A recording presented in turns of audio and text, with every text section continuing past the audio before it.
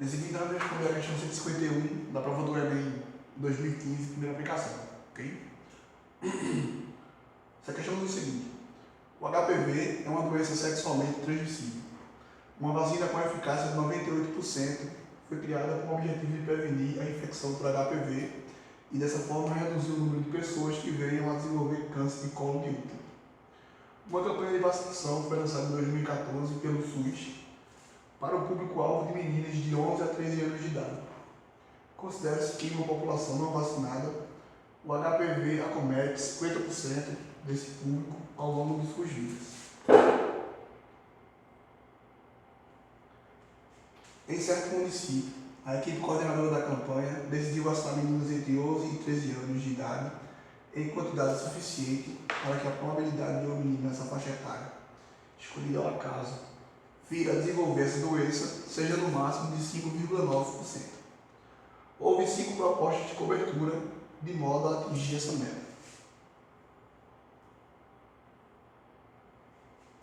Então aqui estão as propostas descritas. Proposta 1, vacinação de 90% do público-alvo. Todas as outras, com a mesma filosofia, só mudando a porcentagem do público-alvo vacinado. Okay?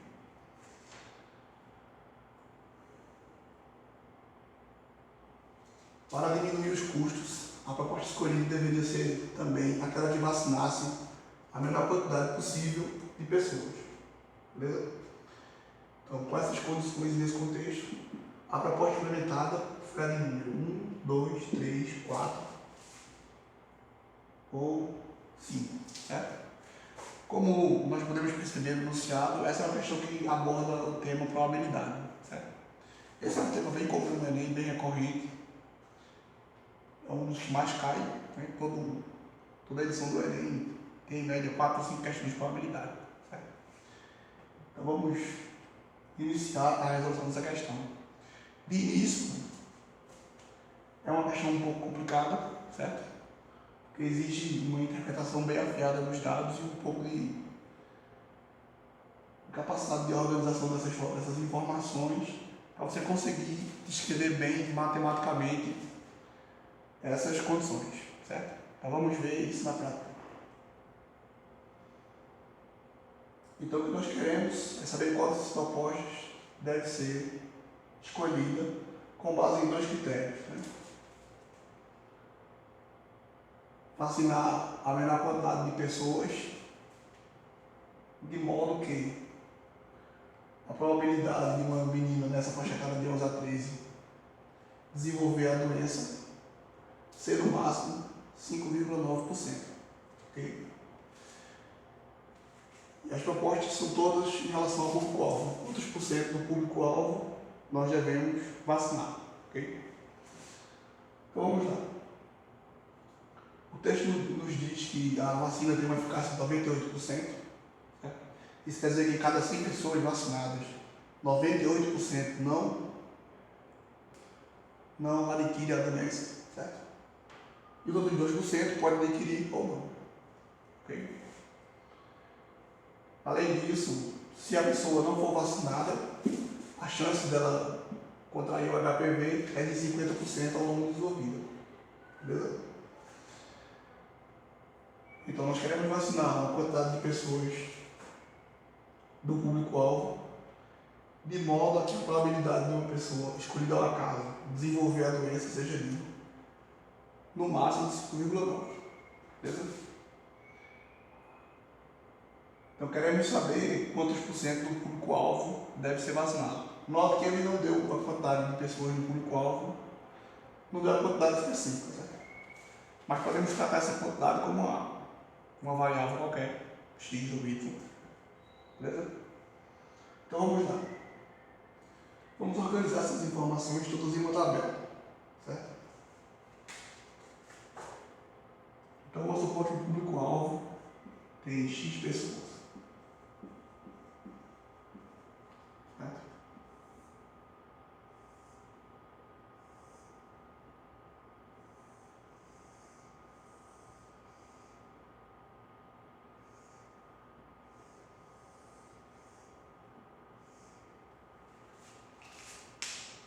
Vamos lá. Pensando melhor, nós podemos supor que o público-alvo é 100%. Certo? Então, se o público-alvo é 100%, existe a quantidade que vai ser vacinada, certo? Que eu vou chamar de X, e a quantidade que não vai ser vacinada. Certo? Porque a ideia aqui é você encontrar a porcentagem do público-alvo que deve ser vacinado para que a probabilidade de uma pessoa adquirir a doença seja menor que 5,9%. Okay? Então, dos 100%, X vacinados, 100 menos X não vacinados. Okay?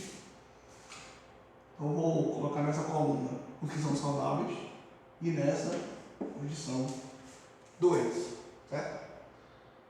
Então, a vacina tem uma eficácia de 98%.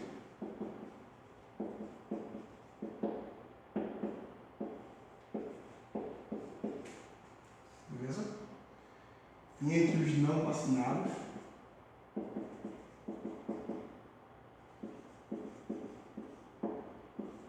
o HPV acomete 50%. Okay? Então, das pessoas vacinadas, a vacina tem eficácia de 98%. Beleza? Então, isso quer dizer que 98 sobre 100 de X vão estar saudáveis. Ok? Vai sobrar, é claro, 2%. Desses 2%, a vacina não tem efeito nenhum, certo? Então é como se eles não fossem vacinados. Se eles não são vacinados, o HPV acomete 50%. Então desses 2%, 1% vai ficar saudável e 1% vai ficar doente. De modo, então, além de 98% saudáveis, onde a vacina faz efeito, eu terei mais 1% dos onde a vacina não fez efeito, mas eles não contraíram o HPV. Okay? Porque o HPV só acomete 50% das pessoas. Então, dessa expressão, eu tenho que 99 sobre 100 das pessoas saudáveis, certo? Das pessoas vacinadas, elas vão permanecer saudáveis. E 1% vai contrair o HPV. Okay? Dos que não foram vacinados, o HPV acomete 50%. Certo? Então, 50% dessa quantidade vai permanecer saudável e 50% vai ficar doente. Beleza?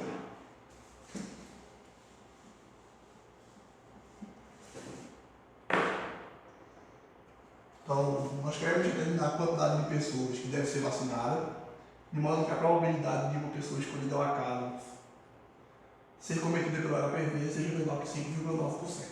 Okay? Então, dos que são acometidos pelo HPV, né, nós temos essa quantidade e essa quantidade, né, que é os que ficaram doentes. Certo? Então, é x sobre 100 mais 50 vezes 100 menos x dividido por 100. Isso aqui tem que ser menor ou igual a 5,9. Okay? Como eu estou dando a quantidade de pessoas vacinadas em porcentagem, eu não preciso passar esse 5,9 para fração. Certo? Ok.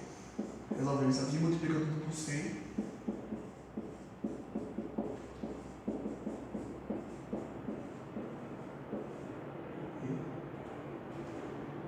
Então, x mais 5.000 menos 50x menor que ou igual a 590. X menos 50x menos 49x. 5.000 passa para o outro lado. 590 menos 5.000 menos 4.410. Multiplica por menos 1. 49x maior que ou igual a 4.410. 410. Segue disso que x decimal que é igual a 4.410 dividido por 49. Ok? 441 dividido por 49 dá 9. Okay? 9 vezes 49 é 441. E esse zero é para cá. Então a quantidade de pessoas vacinadas deve ser maior ou igual a 90%. Certo? Então agora vamos analisar as propostas.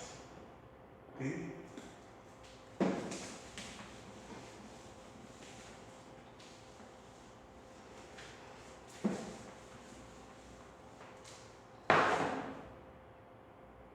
Um dos critérios é vacinar a menor quantidade possível de pessoas. Certo? Então, para satisfazer a condição da probabilidade, devemos vacinar uma quantidade maior ou igual a 90%. Certo? E para vacinar a menor quantidade possível, nós devemos vacinar 90% do público-alvo. Então, a proposta a ser escolhida deve ser a proposta número 1, que nessa questão corresponde à letra A. Certo? Então, se você que está acompanhando essa resolução achou essa questão bem complicada, e eu também compartilho essa opinião, para mim essa questão é a mais difícil dessa edição do Enem, porque envolve muita coisa, o texto é muito longo e você viu que tivemos que usar probabilidade para transformar as informações do texto numa equação. Certo? Então trabalha com muitos conteúdos de matemática num contexto interdisciplinar.